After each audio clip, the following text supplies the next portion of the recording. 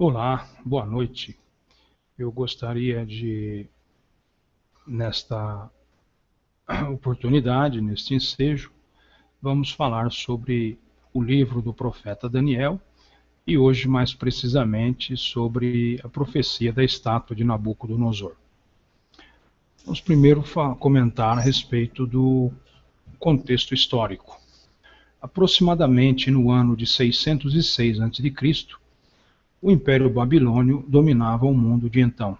Nabucodonosor, o rei deste império, havia subjugado o povo de Israel e muitos foram levados para o cativeiro. Dentre os cativos estava o jovem Daniel, da tribo de Judá. Babilônia era uma cidade de beleza e luxo. Era cercada por imensos muros e gigantescas portas, além de um profundo fosso rodeando os muros. Babilônia era considerada uma cidade inexpugnável. O rio Eufrates cortava a cidade em diagonal, sob os muros, fertilizando os maravilhosos jardins. O território que Nabucodonosor governava tinha tido uma longa e variada história, estado sob o governo de diferentes povos e reinos. De acordo com o Gênesis, a cidade de Babilônia foi parte do reino fundado por Nimrod, bisneto de Noé. Nimrod, Nabopolassar, 626-605 a.C., foi o fundador do que se chama o Império Caldeu, ou Império Neobabilônico, o qual teve sua idade de ouro nos dias do rei Nabucodonosor e durou até que a Babilônia caiu nas mãos dos medos persas no ano 539. Nabucodonosor se orgulhava de sua Babilônia, que ele dizia ter criado por suas próprias mãos, com a força de seu poder, para a glória de sua magnificência. Mas ele se preocupava em como seria quando ele não fosse mais o governante. Visão do contexto narrado enquanto alegoria. A edição pastoral da Bíblia sustenta que a referência a Nabucodonosor é alegórica, pois o autor queria criticar a Antíoco IV, que perseguia a comunidade judaica no século II a.C. Sob essa perspectiva, o sonho da estátua teria o seguinte significado: cabeça de ouro, Império Babilônico; peito e braços de prata, Reino Medo; ventre e coxas de bronze, Império Aquemênida, Persa; pernas de ferro e pernas de ferro e pé de ferro e argila, Império Grego de Alexandre, depois dividido entre Ptolomeu e Seleucidas. A tradução ecumênica da Bíblia lembra que Antíoco III procurou casar sua filha com Ptolomeu V, que se refere a um reino dividido, ou seja, aos sucessores de Alexandre, Império Seleucida e a dinastia ptolomaica. A pedra simboliza o reino messiânico, o reino divino de Jeová, ou Jeová, o Javé definitivo, que destrói os poderes humanos. Esta é a pedra que esmaga o Império Seleucida, que oprime Israel. Relato bíblico.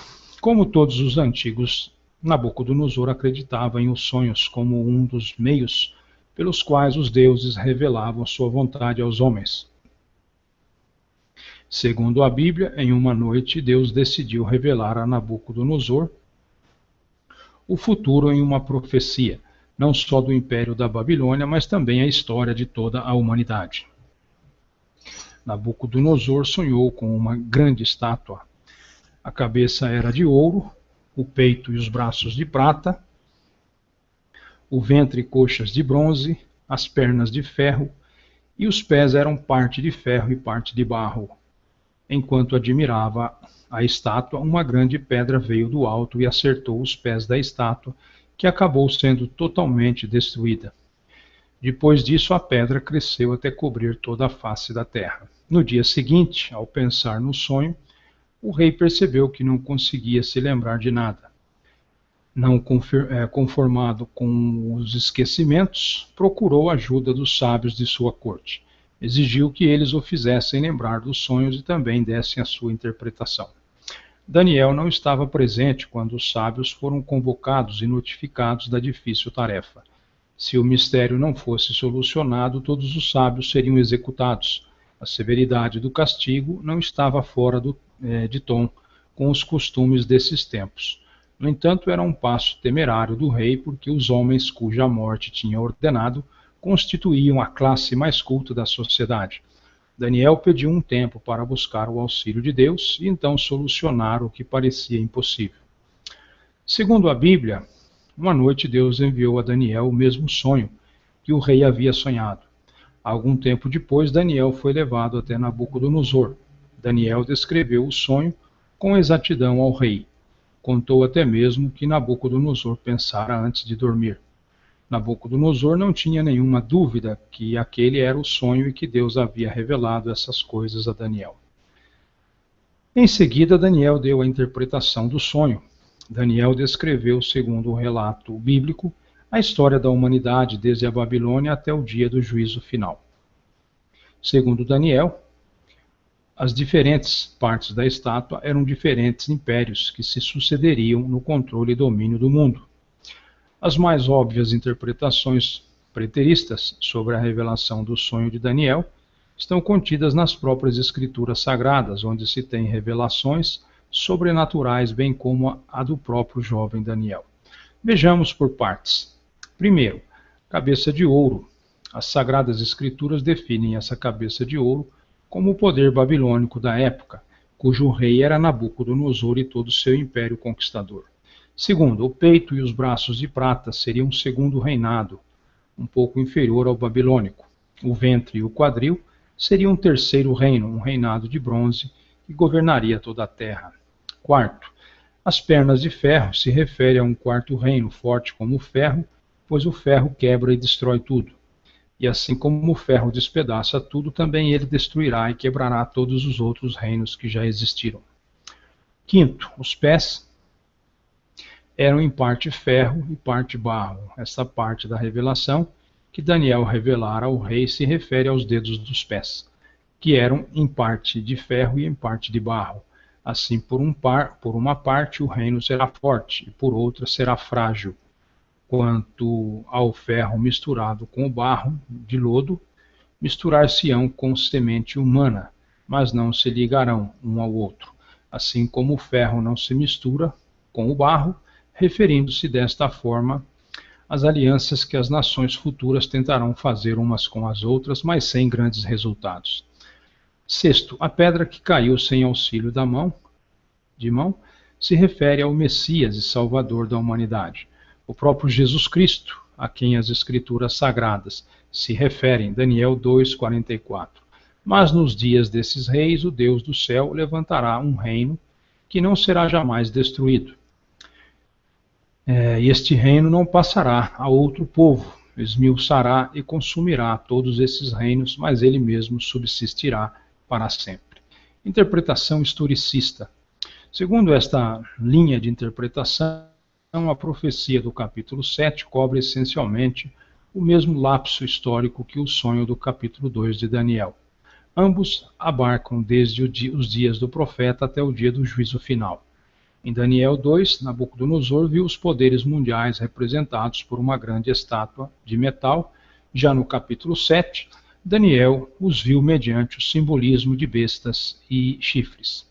Os estudiosos que defendem esta linha de raciocínio entendem que tema do capítulo 2 de Daniel é essencialmente político.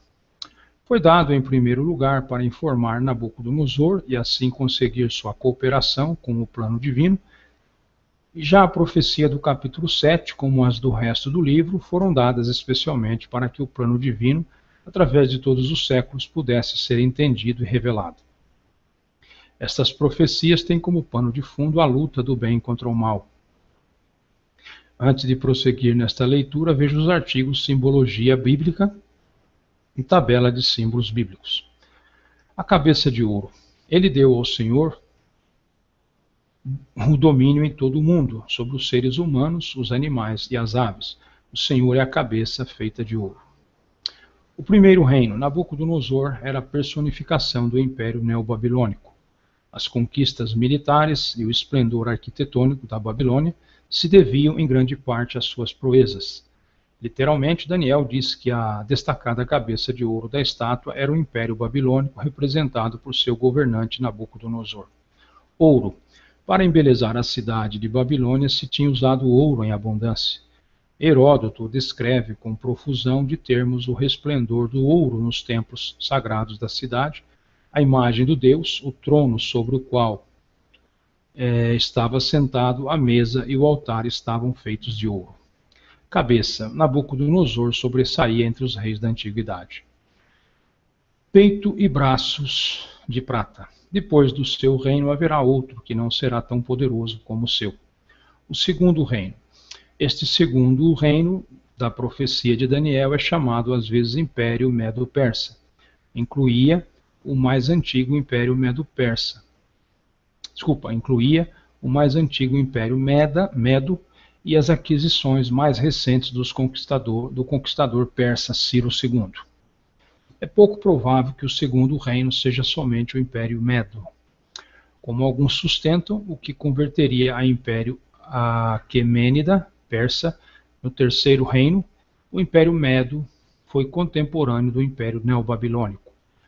Não seu sucessor, Império Medo caiu ante Ciro o persa, antes da queda da Babilônia.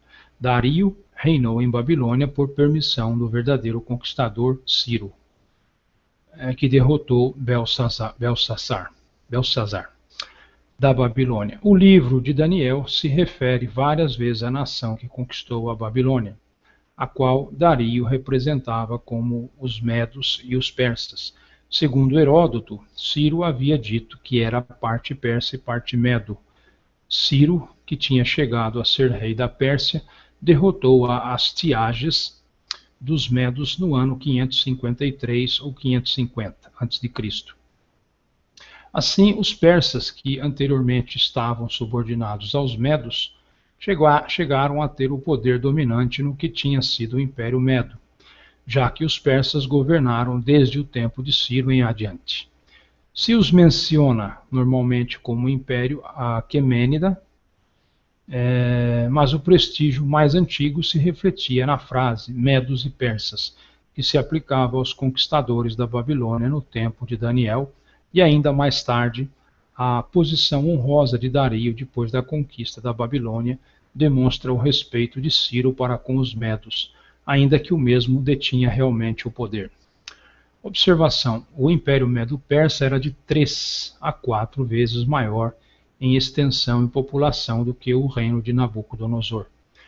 Não só incluiu o reino conquistado da Babilônia, mas também a Lídia, parte ocidental da Turquia, o Egito, o Afeganistão, uma grande parte da Ásia Central e da pátria Medo-Persa, atuais Irã e leste da Turquia. Além disso, o Império Aquemênida, 539 a 330, durou mais do que o dobro do Império Neobabilônico, 626-539, 209 anos contra 87 anos. Portanto, é impossível considerar que o Império Medo-Persa tenha sido menor ou menos poderoso do que o Neobabilônico. Prata. Como a prata é inferior ao ouro, o Império Medo-Persa foi inferior ao Neobabilônico. Ao contrastar os dois reinos, notamos, apesar do segundo ter durado mais tempo, certamente foi inferior em luxo e magnificência. Os conquistadores medos e persas adotaram a cultura da complexa civilização babilônica, porque a sua estava muito menos desenvolvida. Ventre e coxas de bronze. E depois desse reino haverá ainda outro, um reino de bronze, que dominará o mundo inteiro, o terceiro reino. O sucessor do Império Medo-Persa foi o Império de Alexandre o Grande e seus sucessores. Grécia estava dividida em pequenas cidades, estados que tinham um idioma comum, mas pouca ação unificada. Ao pensar na Grécia Antiga, pensamos principalmente na Idade de Ouro da civilização grega, sob a liderança de Atenas, no século V a.C. Este florescimento da cultura grega seguiu ao período de maior esforço unido das cidades-estados autônomas. A exitosa defesa de Grécia contra a Pérsia ao redor do templo da rainha Esther, ao redor do tempo da rainha Esther, a Grécia de Daniel 8:21, não se refere às cidades-estados autônomas do período da Grécia clássica, mas ao posterior reino macedônico que venceu a Pérsia. Macedônia, uma nação consanguínea, situada ao norte da Grécia propriamente dita, conquistou as cidades gregas e as incorporou pela primeira vez a um estado forte e unificado. Alexandre, depois de ter herdado de seu pai o recém-engrandecido reino greco-macedônico, se pôs em marcha para estender a dominação macedônica e a cultura grega para o Oriente e venceu ao Império Aquemênida. A profecia apresenta o reino da Grécia como um reino que viria depois da Pérsia, porque Grécia nunca se uniu para formar um reino até a formação do Império Macedônico, que substituiu a Pérsia como principal poder no mundo desse tempo. O último rei do Império Aquemênida foi Dario III, que foi derrotado por Alexandre nas batalhas de Grânico, 334 a.C., Batalha de Isso, 333 a.C., e Batalha de Gaugamela, 331 a.C. Bronze. Os soldados gregos se distinguiam por sua armadura de bronze, seus capacetes, escudos e machados eram de bronze. Heródoto nos diz que Psamético I do Egito viu nos piratas gregos que invadiam suas costas o cumprimento de um oráculo que predizia a homens de bronze que saem do mar. Dominará o mundo inteiro. A história registra que o domínio de Alexandre se estendeu sobre Macedônia, Grécia e o Império Aquemênida. Incluiu o Egito e se expandiu pelo Oriente até a Índia. Foi o império mais extenso do mundo antigo. Até esse tempo, seu domínio foi sobre toda a terra, no sentido de que nenhum poder da terra era igual a ele, e não porque cobrisse todo o mundo, nem ainda toda a terra conhecida nesse tempo. Um poder mundial pode definir-se como aquele que está acima de todos os demais, invencível, não necessariamente porque governe a todo o mundo. As afirmações superlativas eram comumente usadas pelos reis da antiguidade. Ciro denomina a si mesmo rei do mundo e dos 4 bordes, regiões da terra. Pernas de ferro, depois virá um quarto reino, e este será forte como o ferro, que quebra e despedaça tudo. E assim como o ferro que quebra tudo, esse reino destruirá completamente todos os outros reinos do mundo. O quarto reino. Esta não é a etapa posterior, quando se dividiu o Império de Alexandre, mas império que conquistou o mundo macedônico, muito antes da tradicional data de 753 a.C. Roma tinha sido estabelecida por tribos latinas que tinham vindo à Itália, em ondas sucessivas, ao redor do tempo em que outras tribos indo-europeus se tinham estabelecido na Grécia, desde aproximadamente o século VIII a.C. até o século V a.C. A cidade-estado latina foi governada por reis etruscos vizinhos. A civilização romana foi muito influída pelos etruscos, que vieram à Itália no século X a.C., e especialmente pelos gregos, que chegaram 2 séculos mais tarde, pelo ano 500 a.C. O Estado romano se converteu em república e seguiu sendo por quase 500 anos. Em 265 a.C., toda a Itália estava sob o domínio romano. Em 200 a.C., Roma saiu vitoriosa da luta à morte que tinha sustentado com sua poderosa rival do norte de África, Cartago, originalmente uma colônia fenícia. Desde então, Roma fez-se dona do Mediterrâneo Ocidental e era mais poderosa do que qualquer dos estados do Oriente. Desde então, Roma primeiro dominou e depois absorveu, um a um, os 3 reinos que sobraram dos sucessores de Alexandre, e assim chegou a ser o seguinte grande poder mundial depois de Alexandre.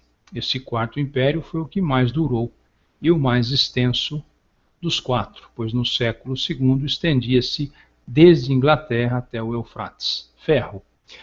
Edward Gibbon chamou muito adequadamente Roma de a monarquia de ferro, ainda que não era a monarquia no tempo em que chegou a ser o principal poder do mundo. Quebra e despedaça tudo. Tudo o que se pôde reconstruir na história romana confirma esta descrição. Roma ganhou seu território pela força ou pelo temor, que infundia seu poderio armado. Ao princípio, interveio em conflitos internacionais numa luta por sobreviver contra seu rival. Cartago se viu assim envolvida numa guerra depois de outra, achatando a um adversário depois de outro. Chegou a ser finalmente a agressiva e irresistível conquistadora do mundo mediterrâneo e da Europa Ocidental. No princípio da era cristã e um pouco mais tarde, o poder de ferro das legiões romanas respaldava a Pax Romana, a paz de Roma. Roma era o império maior e mais forte do que o mundo tinha conhecido até então. Dedos de ferro e barro. Na estátua que o Senhor viu, os pés e os dedos dos pés eram metades de ferro e metade de barro. Isso quer dizer que esse reino será dividido, mas terá alguma coisa da força do ferro, pois como o Senhor viu, o ferro estava misturado com o barro. O quinto reino, ainda que menciona aos dedos, Daniel não chama especificamente atenção a seu número. Declara que o reino seria dividido. Isso significa que esse reino representa a forma de governo em que se encontra a sociedade humana, dividida, com alguns reinos fortes, como o ferro, e outros frágeis, como o barro. Barro e ferro, fraco e forte. Roma tinha perdido sua tenacidade e força férreas, e seus sucessores eram manifestamente débeis. Isto significa que Roma permaneceria até os dias de hoje. Contudo, como mistura dela, ferro, com o barro, sabemos que não existe mais atualmente o Império Romano, e sim o que sobrou dele, o Papado. Também existia uma parte forte, os reinos bárbaros diferiam grandemente em valor militar, como diz Gibbon ao referir-se às poderosas monarquias dos francos e os visigodos, e os reis subordinados dos suevos e burgúndios. Não ficarão unidos. Os versos 42 e 43 dizem: como os artelhos dos pés eram em parte de ferro e parte de barro, assim por uma parte o reino será forte e por outra será frágil. Quando ao que viste do ferro misturado com barro de lodo, misturar-se-ão com semente humana, mas não se ligarão um ao outro, assim como o ferro não se mistura com o barro. A profecia de Daniel suportou a prova do tempo. Algumas potências mundiais foram débeis, outras fortes. O nacionalismo continuou com vigor. As tentativas de converter num império único e grande as diversas nações que surgiram do Quarto Império terminaram no fracasso. Certas seções se uniram transitoriamente, mas a união não resultou nem pacífica nem permanente. Existiram também muitas alianças políticas entre as nações, mas todas essas tentativas se frustraram. A profecia não declara especificamente que não poderia ter uma união transitória de vários elementos, por meio da força das armas ou de uma dominação política. No entanto, afirma-se que, se tentasse ou se conseguisse formar tal união, as nações que a integrassem não funcionariam organicamente e continuariam com seus receios mútuos e hostis. Uma federação formada sobre tal fundamento está condenada à ruína. O sucesso passageiro de algum ditador ou de alguma nação não deve assinalar-se como o fracasso da profecia de Daniel. A pedra. O verso 44 diz: no tempo desses reis, o Deus do céu fará aparecer um reino que nunca será destruído, nem será conquistado por outro reino. Pelo contrário, esse reino acabará com todos os outros e durará para sempre. É isso o que quer dizer a pedra que o rei viu soltar-se da montanha, sem que ninguém a tivesse empurrado, e que despedaçou a estátua feita de ferro, bronze, prata, barro e ouro. O grande Deus está revelando ao Senhor o que vai acontecer no futuro. Foi este o sonho que o Senhor teve, e esta é a explicação certa. Fará aparecer um reino. Alguns estudiosos apresentam este detalhe da profecia, uma predição da primeira chegada de Cristo e da posterior conquista do mundo pelo Evangelho. Outros estudiosos afirmam que isto é improvável porque este novo reino não deixa coexistir com nenhum daqueles 4 reinos. Devia suceder a fase do reino de ferro e barro misturados, que ainda não existiam quando Cristo esteve na terra. Segundo eles, o reino de Deus ainda estava por vir, como Jesus afirmou a seus discípulos. Esta linha de interpretação defende a ideia que este último reino será estabelecido quando Cristo voltar para resgatar aqueles que o aceitaram como Salvador. Também há a possibilidade desta pedra ser um movimento intelectual, como foi o helenismo. Pode ser o domínio religioso universal, pode ser um movimento político de nacionalismo. Há muitas possibilidades não avaliadas pelos estudiosos que aceitam a interpretação cristã. Significado para a pedra. Em aramaico, eben é uma palavra idêntica à palavra eben do hebraico. Sua tradução é pedra, e é usada para referir-se a lousas, pedras para atirar com funda, pedras talhadas, vasilhas de pedra, pedras preciosas. A palavra rocha é usada frequentemente na Bíblia como uma referência a Deus, Deuteronômio 32:4, 18:1, Samuel 2:2, etc. Esta palavra rocha vem da palavra hebraica tsur. A palavra usada no original por Daniel foi tsur e não eben. Daniel é claro em sua interpretação para Nabucodonosor, pois apresenta e descreve todos os símbolos usados na profecia, sem que ninguém a tivesse empurrado. Muitos comentaristas acreditam que este é um indício de que este último reino tem origem sobre-humana. Acreditam que o último reino não será fundado pelas hábeis mãos dos homens, mas pela poderosa mão de Deus, assim como todo o reino é estabelecido por Deus. Este novo movimento também será estabelecido por Deus, não precisará necessariamente ser sobrenatural, mas certamente será universal. O gráfico abaixo apresenta sérios problemas históricos. A divisão do reino em 4, Daniel 4:11, mas estando ele em pé, o seu reino será quebrado e será repartido para os 4 ventos do céu. Ocorre antes dos acontecimentos descritos dos versículos 5 a 45. Além disso, os fatos do capítulo 11 são incompatíveis com o Império Aquemênida, mas são historicamente fiéis às lutas entre a dinastia dos Ptolomeus, Egito, e Seleucidas, Síria, entre aproximadamente o ano 300 a.C. e 164 a.C.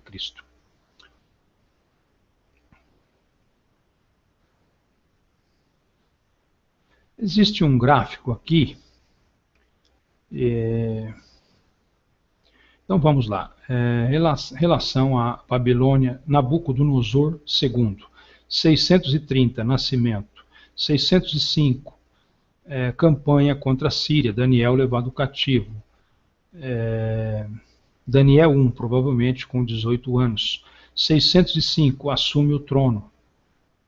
602, sonho da estátua de Daniel 2. Estátua de ouro, Daniel 3, não sabemos data exata. 597, segunda campanha, milhares de cidadãos de Judá levados cativos. 586, destruição do templo de Jerusalém, mais cativos. Insanidade de 12 meses, Daniel 14, não sabemos a data. 561, a morte. Belsazar, 553, início do reinado, corregente de Nabônido, 551, primeiro sonho de Belsazar, Daniel 7. 551, segundo sonho de Belsazar, Daniel 8. 540, Nabônido retorna de Tema para tentar defender Babilônia de Ciro II. 539, morte de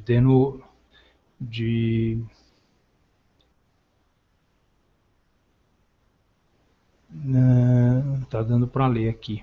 Morte de alguém por Ciro II, Daniel 15.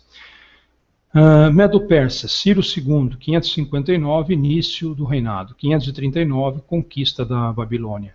538, libertação dos judeus, declaração de Ciro. 530, morte. Dario I, Daniel 10. 521, início do reinado. 486, fim do reinado. 485, morte. Xerxes I, 486 a 465 a.C. Artaxerxes I, 464 a 424 a.C. Xerxes II, 424 a.C. Sogdianos, 424 a 423 a.C.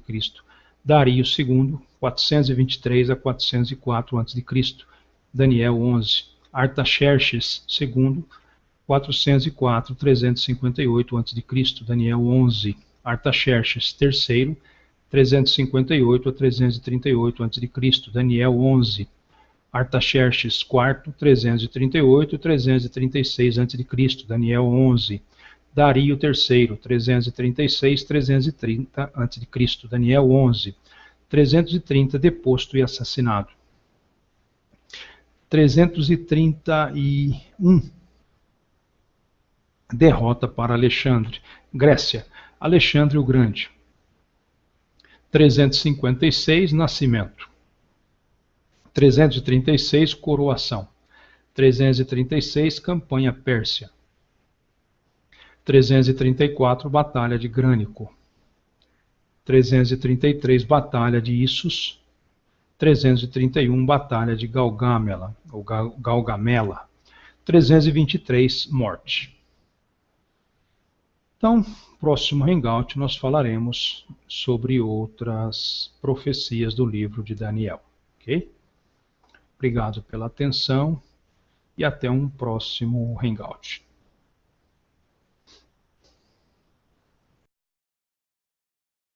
Se refere a um reino dividido, ou seja, aos sucessores de Alexandre, Império Seleucida e a dinastia Ptolomaica.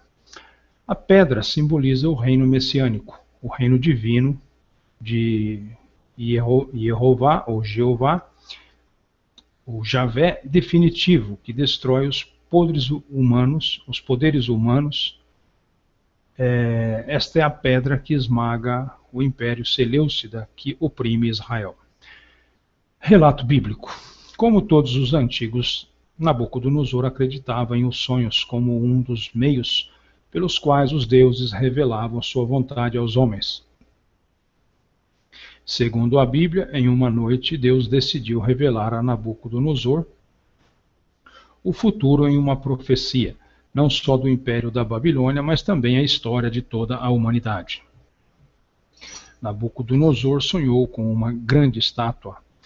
A cabeça era de ouro, o peito e os braços de prata, o ventre e coxas de bronze, as pernas de ferro, e os pés eram parte de ferro e parte de barro. Enquanto admirava a estátua, uma grande pedra veio do alto e acertou os pés da estátua, que acabou sendo totalmente destruída. Depois disso, a pedra cresceu até cobrir toda a face da terra. No dia seguinte, ao pensar no sonho, o rei percebeu que não conseguia se lembrar de nada. Não conformado com os esquecimentos, procurou a ajuda dos sábios de sua corte. Exigiu que eles o fizessem lembrar dos sonhos e também dessem a sua interpretação. Daniel não estava presente quando os sábios foram convocados e notificados da difícil tarefa. Se o mistério não fosse solucionado, todos os sábios seriam executados. A severidade do castigo não estava fora de tom com os costumes desses tempos. No entanto, era um passo temerário do rei, porque os homens cuja morte tinha ordenado constituíam a classe mais culta da sua magnificência. Mas ele se preocupava em como seria quando ele não fosse mais o governante. Visão do contexto narrado enquanto alegoria. A edição pastoral da Bíblia sustenta que a referência a Nabucodonosor é alegórica, pois o autor queria criticar a Antíoco IV, que perseguia a comunidade judaica no século II a.C. Sob essa perspectiva, o sonho da estátua teria o seguinte significado: cabeça de ouro, Império Babilônico; peito e braços de prata, Reino Medo; ventre e coxas de bronze, Império Aquemênida Persa; pernas de ferro e pernas de ferro e pé de ferro e argila, Império Grego de Alexandre, depois dividido entre Ptolomeu e Seleucidas.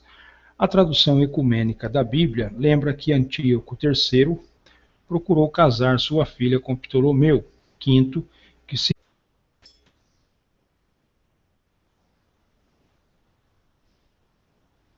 Olá, boa noite.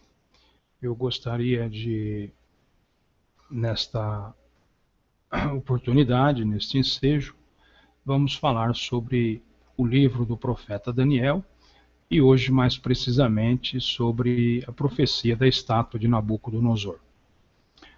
Vamos primeiro comentar a respeito do contexto histórico. Aproximadamente no ano de 606 a.C., o Império Babilônio dominava o mundo de então. Nabucodonosor, o rei deste império, havia subjugado o povo de Israel e muitos foram levados para o cativeiro. Dentre os cativos estava o jovem Daniel, da tribo de Judá. Babilônia era uma cidade de beleza e luxo. Era cercada por imensos muros e gigantescas portas, além de um profundo fosso rodeando os muros. Babilônia era considerada uma cidade inexpugnável. O rio Eufrates cortava a cidade em diagonal, sob os muros, fertilizando os maravilhosos jardins. O território que Nabucodonosor governava tinha tido uma longa e variada história, estado sob o governo de diferentes povos e reinos. De acordo com o Gênesis, a cidade de Babilônia foi parte do reino fundado por Nimrod, bisneto de Noé. Nimrod, Nabopolassar, 626-605 a.C., foi o fundador do que se chama o Império Caldeu, ou Império Neobabilônico, o qual teve sua idade de ouro nos dias do rei Nabucodonosor e durou até que a Babilônia caiu nas mãos dos medos persas no ano 539. Nabucodonosor se orgulhava de sua Babilônia, que ele dizia ter criado por suas próprias mãos, com a força de seu poder, para a glória de sua magnificência.